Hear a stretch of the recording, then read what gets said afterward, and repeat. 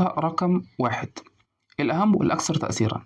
الغلطة دي ما فيهاش معلومات جديدة، بس فيها تكنيك دماغك محتاج لها جامد. هو إنك تدخل الامتحان وإنت عارف إنك هتعوض. أنا عارف إن ال3 مواد دول أنا ضعيف فيهم، بس هعوض في غيرهم. الطالب اللي بيفكر كده بيدخل القاعة أو الامتحان بذهنية أو المايند سيت بتاعته أنا تعبان في حاجات أو ناقص لي حاجات، والمايند سيت ديت بتأثر على أدائك في حتى في المواد القوية، في المواد اللي أنت قوي فيها. الأبحاث بتقول إيه؟ إن توقعك عن نفسك قبل الامتحان بيتوقع أدائك أكتر من مستوى تحضيرك ب35% في بعض الحالات. يعني إيه برضه؟ هقول لك الصح.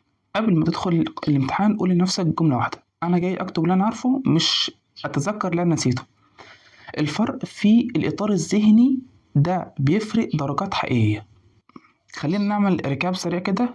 نام كويس، أكل خفيف، بعيد عن السوشيال ميديا قبل الامتحان، اقرأ السؤال بعناية، وزع وقتك بالدرجات، مش شايف غيرك في القاعة، ابدأ بالسهل، نظم إجابتك، ما تفتحش مصادر جديدة، ادخل بذهنية صح.